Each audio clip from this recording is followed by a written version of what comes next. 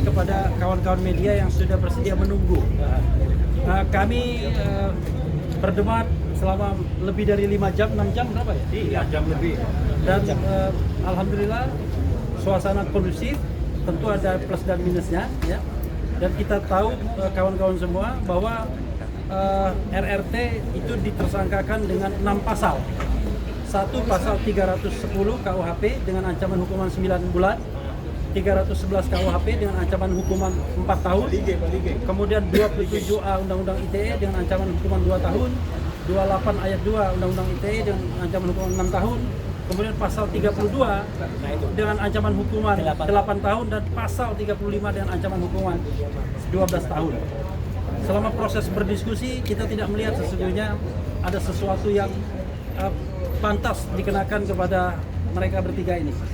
Terutama misalnya pengenaan pasal 32 dan 35. Karena dari uraian pihak lawan, mereka sebenarnya melakukan pengaduan-pengaduan ya penghinaan, pencemaran nama baik dan lain sebagainya. Tiba-tiba jumping up dengan pasal 32 dan 35. Tetapi ternyata pasal itu dimintakan oleh Pak Jokowi juga. Nah itu.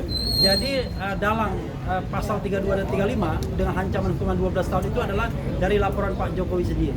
Sementara laporan-laporan yang lain itu hanya pasal 160 yang tidak dikenakan pada mereka, kemudian pasal 28 ayat 2 yang dikenakan dengan ancaman hukuman 6 tahun. Jadi 6 tahun. Jadi kawan-kawan semua, tadi juga ditunjukkan ijazah analognya. Oke? Nothing surprise sebenarnya. Karena yang kita temukan ya podo, sama dengan yang kita lihat selama ini. Nah, selanjutnya saya akan memberikan kesempatan kepada Mas Roy, kemudian Rizwan, dan kemudian Dr. Tifa untuk menyampaikan hal-hal yang ingin disampaikan. Ahli perlu nggak menyampaikan? Ahli satu lah. Ahli Pak Tony. Pak Tono, ya. Ya, oke, silakan. Baik, bismillahirrahmanirrahim. Ya tadi sudah disampaikan dari awal, dan alhamdulillah kami bertiga plus ada 3 ahli yang tadi ada di dalam. Ada ahli pidana Bapak Rudit, kemudian ada ahli teknologi forensik ya, itu adalah Pak Prof. Sono Saksono, dan kemudian juga ahli satu lagi yaitu Pak Ridho Ramadi, Dr. Ridho Ramadi. Jadi semua memberikan keterangan. Ada beberapa poin yang ingin saya tambahkan karena tadi mungkin belum disampaikan oleh Mas Refli. Yang pertama adalah ya gitu, bahwa akhirnya kita mengetahui bahwa biang kerok atau dalang dari semua ini adalah orang namanya Joko Widodo. Ya gitu, karena selama ini dia selalu mengatakan, saya tidak melaporkan orang, saya tidak melaporkan pasal, saya hanya melaporkan kejadian atau peristiwa. Bohong. Ya, itu jelas betul kita tadi diperlihatkan laporannya LP atas nama Joko Widodo. Di situ tertulis 6 pasal itu semuanya dia yang melaporkan. Ya, gitu. Jahat banget ini. Kalau kata Rangga, kata Cinta kepada Rangga dalam film Ada Apa Dengan Cinta, Jokowi, Cinta 2. Kamu itu jahat. Itu jahat banget. Ya, gitu. Jadi artinya itulah pasal yang ada. Ya 32, 35, dan tadi kami mempresentasikan di dalam. Termasuk yang tadi saya presentasikan di awal dengan judul sebelum kami masuk tadi, bahwa kami tetap kekeh dengan apa yang namanya 99% palsu, itu kalau dalam bahasa saya. Karena di dalam kita tadi juga menyampaikan tentang beberapa hal, misalnya soal-soal perbandingan-perbandingan, dan juga tentang kelakuan si Andi Aswan dan lain sebagainya. Ya, tapi itu lain soal, nanti akan kita bahas terus. Kemudian yang kedua, apa yang kami teliti, saya, Dr. Rizwan, dan akan ditambahkan secara detail, dan Dr. Tifa, selama ini adalah barang yang kurang lebih sama, ya gitu, yang kurang lebih sama. Jadi insya Allah hasil dari kami tentang 99,9% palsu itu tidak berubah, tidak bergeser 1 mili pun.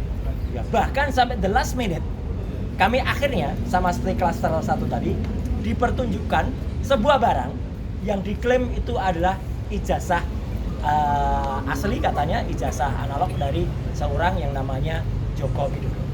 Saya harus berkata dengan terus terang, saya bukan hanya hobi komputer, saya adalah seorang tukang potret sejak zaman analog dulu. Saya memotret sejak zaman film seluloid, dan saya bukan hanya bekerja di lapangan sebagai tukang foto, saya adalah orang yang juga bekerja di kamar gelap. Jadi saya mengerti bagaimana komposisi, kalau misalnya kita pakai fixer, kita pakai pengembang, film itu dicuci, kemudian dicetak, kemudian kertas film apa, dan untuk pas foto yang tertempel di barang yang disebut ijazah itu, Saya dengan lantang dan tegas mengatakan saya sangat ragu bahwa itu usia sudah lebih dari 40 tahun. Terlalu tajam, terlalu baru barang itu sebagai sebuah foto yang dicetak dengan kertas foto di tahun 80-an. Ya, karena kertas foto di tahun 80 itu ada usianya. Bahkan ijazah Dr. Rismond sendiri yang usianya baru sekitar 20 tahunan kira-kira, 23 tahun, itu pun sudah mulai berburam. Ya, ini masih sangat tegas dan jelas. Ya, tidak seperti. Kemudian khusus detail itu, alhamdulillahnya kami meskipun diminta untuk melihat, kami tetap tidak boleh memegang. Ya, kami tidak boleh merasakan. Padahal dia bilang, saya satu lawyer, saya sudah merasakan itu. Kami tidak boleh megang, bahkan mengintip saja untuk melihat ketebalan kertasnya saja tidak boleh. Ya, padahal itu penting sekali. Apalagi memotret. Apalagi memotret, karena kami dan tetap ada satu pertanyaan besar. Karena dalam yang disebut-sebut sebagai ijazah itu, ada sebuah goresan di sebelah kiri, ada sebuah garis yang itu menurut saya tidak lazim untuk sebuah ijazah. Itu mungkin hasil dari pre-printing atau printing baru. Ya. Kemudian ada lagi ciri-ciri yang kemudian kami pertanyakan, dan Dr. Rismond akan menambahkan. Logo Universitas Gadjah Mada yang tercetak, sepanjang yang saya tahu, warnanya meleset, tidak seperti itu. Warna logo UGM yang bagus itu emas. Ya. Dan kalau sudah lebih dari 10 tahun atau 20 tahun, itu akan dalam bahasa Jawa, ini istilahnya silakan dikutip, bleber. Ya, bleber itu apa? Kemudian pecah, mengembang. Karena tinta dulu tidak sebaik tinta sekarang. Ini tidak ada blebernya sama sekali. Jadi kayak di print dengan kualitas tinta baru yang kemudian tuh clear banget. Kemudian boleh kalau dikatakan, tapi kan ada tipis, ada watermark. Iya, tapi tipis sekali. Watermarknya tidak seperti watermark yang biasa ada di ijazah UGM. Embossnya juga tidak. Saya mau memegang embossnya nggak boleh. Padahal kalau emboss yang kita pegang, kita akan bisa tahu itu emboss beneran atau citra atau gambar seolah-olah emboss. Kan banyak itu. Tegel-tegel sekarang banyak yang di print seolah-olah emboss, tapi tidak kan. Nah, kemudian nanti mungkin Dr. Rismond yang akan menerangkan kalau ada akannya juga. Karena dalam ijazah itu juga kan ada dua tipe pencetakan. Logo dulu baru tulisan, atau tulisan dulu baru logo. Yang jelas pada ijazah yang ditunjukkan tadi tetap berbeda dengan contoh atau perbandingan ijazah yang lainnya. Yang lainnya di sini adalah tulisan dulu baru logo. Dan yang kami tadi lihat adalah logo dulu yang warnanya bukan emas, baru tulisan. Jadi sekali lagi, dengan insya Allah dengan pengetahuan teknologi, bukan hanya soal komputer dan forensik, ini bukan forensik, ini analog. Saya tukang potret, saya adalah ketua klub foto. Ya, saya adalah ketua klub foto Publisia Foto Club di UGM tahun 90. Saya adalah wakil ketua FPSI, Federasi Perkumpulan Seni Foto Indonesia, tahun 2000-an. Di mana FPSI itu anggotanya ada klub foto yang lain. Darwis pun dulu anggota saya. Sekali lagi, Darwis Triadi pun dulu anggota saya. Ya, dalam FPSI, Federasi Perkumpulan Seni Foto Indonesia, yang saya dulu adalah wakil ketua umum dari HISWA.